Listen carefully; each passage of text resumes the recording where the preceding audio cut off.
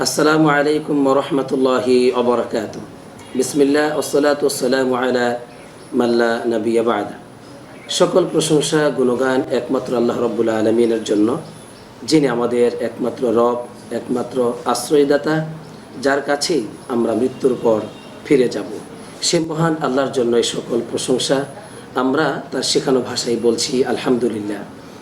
অতঃপর সালাত এবং সালাম পড়ি আমাদের সেই রাসূলের উপর, যিনি আমাদেরকে এই পার্থিব জগতে আমরা যেন ক্ষতিগ্রস্ত না হয়ে যাই, আমাদের রবকে যেন ভুলে না যাই, আমাদেরকে তিনি এক আল্লাহর পথে ডেকেছেন।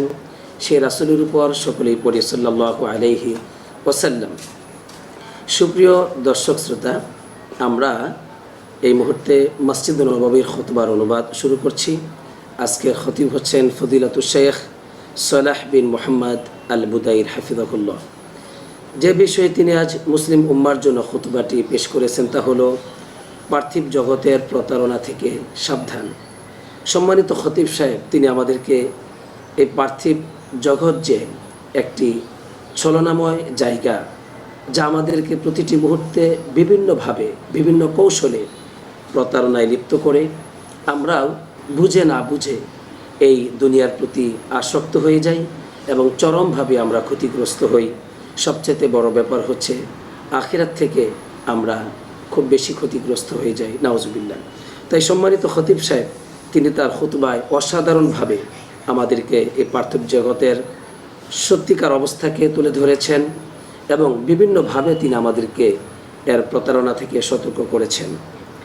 সর্বপ্রথমেই সম্মানিত খতিব সাহেব, তিনি আমাদের কাছে পার্থিব জগতের অবস্থা তুলে ধরে বললেন, হে মুসলমানগণ, আমাদের উপর এই যে সকাল সন্ধ্যা অতিবাহিত হয়ে যাচ্ছে, আর আমাদেরকে হঠাৎ বিভিন্ন রকম বিপদ মুসিবত আমাদেরকে আক্রমণ করছে। বিপদ মুসিবত এসে আমাদের জীবনকে ধ্বংস করছে। অতএব এই ক্ষণস্থায়ী জীবনের প্রতি তোমরা আকৃষ্ট হবে না, কেননা এই জীবন তো হচ্ছে যা পরিবর্তনশীল, যা শেষ হয়ে যায়। তাই এই পার্থিব জগৎ কত মানুষকে আনন্দিত করেছে, আবার ব্যথিত করেছে। কত মানুষ এই পার্থিব জগতে সাময়িকভাবে তারা সফলতা পেলেও পরিশেষে ব্যর্থতা এবং গ্লানি তাদের জীবনে নেমে এসেছে। কত ধনাঢ্য ব্যক্তি, অচল সম্পত্তির একমাত্র মালিক, তারপরও দেখা যায় যে সুন্দর জীবন, সুন্দর পোশাক পরিধান করে জীবনযাপন করেছে, সুন্দর খাদ্য দিয়ে জীবনযাপন করেছে, ভালো আরোহণ বস্তুতেই আরোহণ করেছে, কিন্তু একটা সময় তার উপর হঠাৎ চলে আসে বিভিন্ন ধরনের বিপদ মুসিবত। এই হলো পার্থিব জগতের অবস্থা। অতএব হে মুসলমানগণ, এই পার্থিব জগতে তোমরা যারা এর খড়কুটা আরোহণ করছো, যারা অন্যায়কে অর্জন করছো, কোন অবস্থাতে এই পার্থিব জগতের এই সামান্য জীবন যেন তোমাদেরকে প্রতারণায় করতে না পারে। তোমরা এমনটি ধারণা করো না যে এই দুনিয়া পরিবর্তন হবে না, এই দুনিয়া কখনো শেষ হবে না। এই যে দুনিয়াতে আমরা পাচ্ছি দান, অনুগ্রহ, এগুলি শেষ হবার নয়, বিষয়টি এমনটা নয়। বরং তোমরা ওই সকল সম্প্রদায়ের মাধ্যমে উপদেশ গ্রহণ করো যারা অবদ্ধতার মধ্যেই জীবনযাপন করছে। তারা উপদেশ গ্রহণ করছে না, কোনো উপদেশই তাদের কোনো কাজে আসে না এবং শুকর আদায় করে না নিয়ামতের। আল্লাহর দিকে ফিরে যেতে হবে, এই বিষয়টি যারা কখনো ভাবে না। আল্লাহ সুবহানাহু ওয়া তাআলা অনেক ক্ষেত্রে তাদের উপর এই পার্থিব জগৎকে সব কিছুকে উন্মুক্ত করে দেন। তারা দুনিয়ার সুখ শান্তি এবং আনন্দকে উপভোগ করতে পারে, কিন্তু তখন ওই বান্দাটি ধারণা করে এই নিয়ামত কখনো শেষ হবার নয়, কখনো ফুরিয়ে যাওয়ার নয়। তখন তারা অত্যন্ত আনন্দিত হয় এবং তারা প্রতারিত হয়। অতঃপর আল্লাহ সুবহানাহু ওয়া তাআলা সমূলে তাদেরকে ধ্বংস করে ফেলেন, তাদের প্রভাব প্রতিপত্তিকে বিনষ্ট করে ফেলেন, মুছে ফেলেন, নাউজুবিল্লাহ। এই মর্মে আল্লাহ রাব্বুল আলামিন কোরআন কারীমের সূরাতুল আনআমে বলছেন, ফালাম্মা নাসু মা যুকিরু বিহি ফাতাহনা আলাইহিম আবওয়াবা কুল্লি শাই হাত্তা ইযা ফারিহু বিমা উতু আখাযনাহুম বাগতাতান ফাইযা হুম মুবলিসুন। যে এক শ্রেণীর মানুষ সম্পর্কে আল্লাহ তাআলা বলছেন যে যখন তাদেরকে উপদেশ দেওয়া হলো তখন সেই উপদেশকে তারা ভুলে গেল, সেই উপদেশকে তারা গ্রহণ করলো না, ভুলে গেল।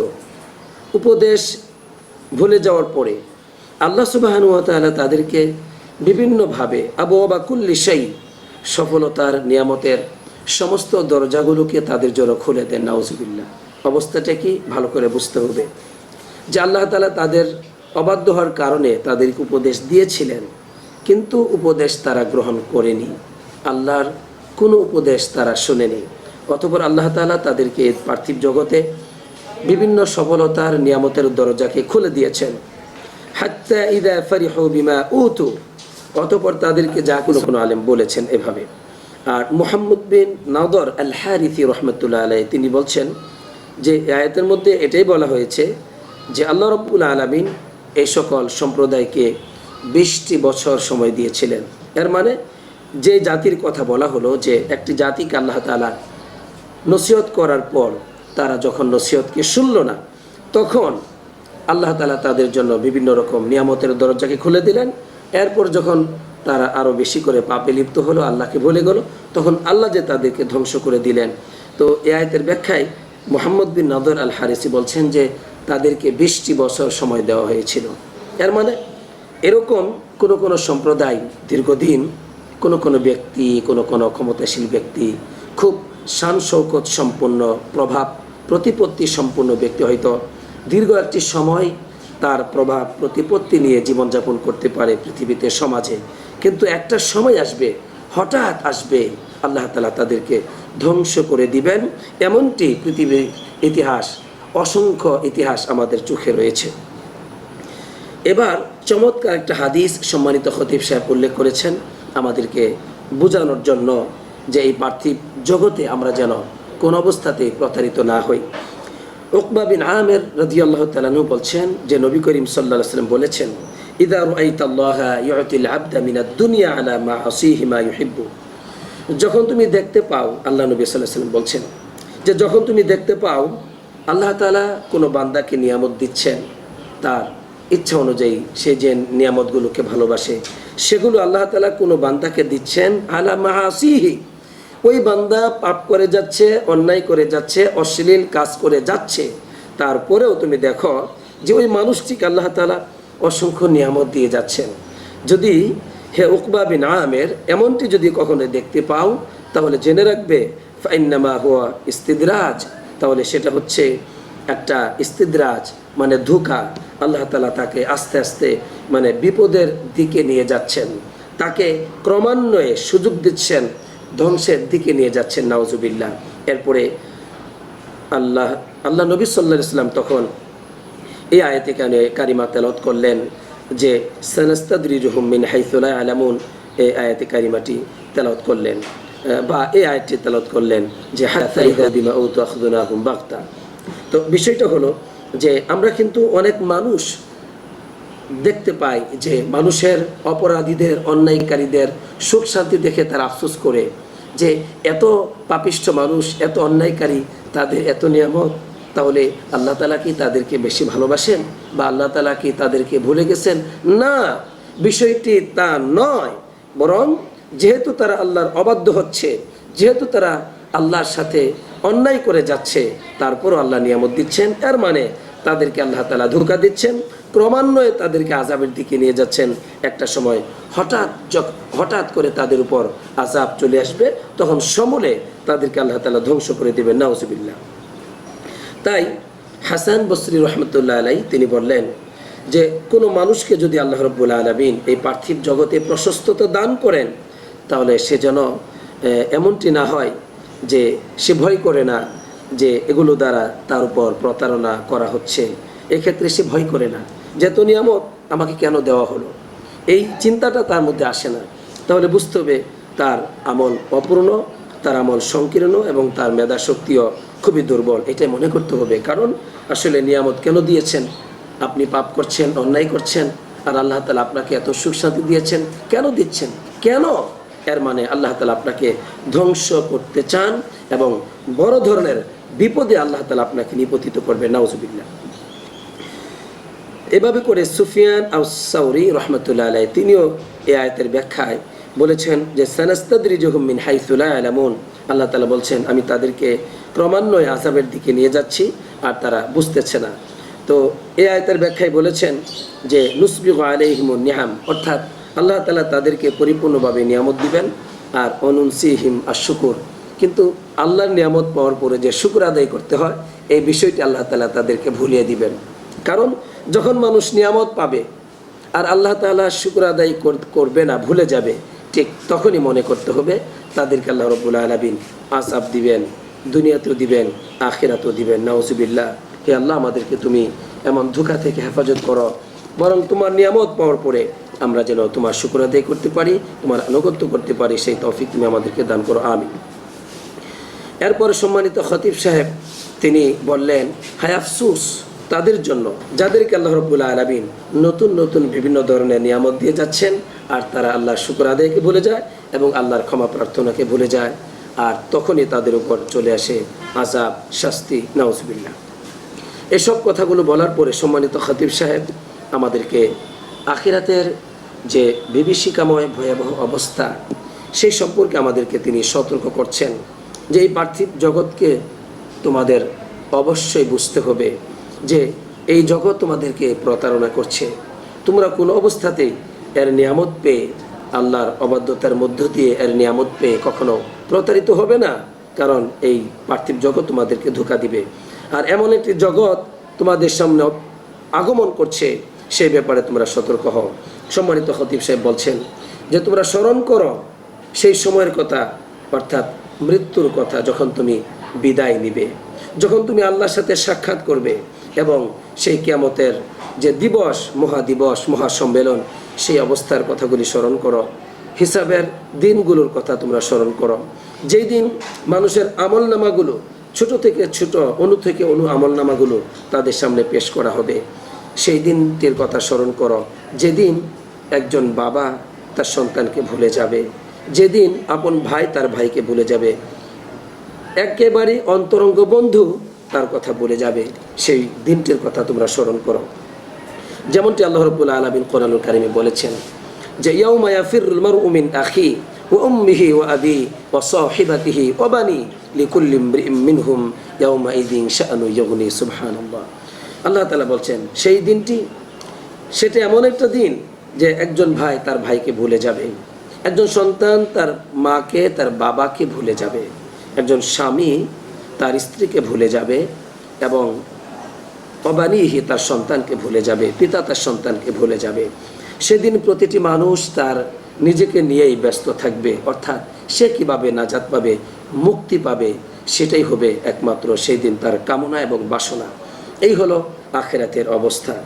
এই আয়াতের ব্যাখ্যায় ইকরামা একজন শ্রেষ্ঠ মুফাসসির ছিলেন তাবিঈনদের মধ্যে, যিনি ইবনে আব্বাস রাদিয়াল্লাহু তাআলা আনহুর ছাত্র ছিলেন। তিনি বলছেন এই আয়াতের ব্যাখ্যায় যে একজন ব্যক্তি তার স্ত্রীকে যখন দেখতে পাবে আখিরাতে, তখন আমার স্ত্রী, আমি তোমার কেমন স্বামী ছিলাম বলো তো? তখন স্ত্রী বলবে, নি'মাল বাল, তুমি অত্যন্ত ভালো স্বামী ছিলে, কতই উত্তম স্বামী ছিলে। এভাবে করে তার প্রশংসা করবে।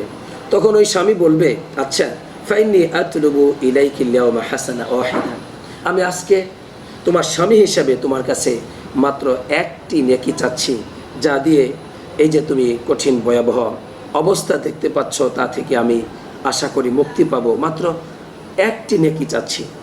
তখন ওই স্ত্রী বলবে, তুমি যা চেয়েছো তা তো খুবই সামান্য, তবে আমি কোনো অবস্থাতেই একটি নেকি তোমাকে দিতে পারবো না, কারণ তুমি যে মহা বিপদকে ভয় করছো আমিও সেই বিপদকে ভয় করছি। নাউজুবিল্লাহ।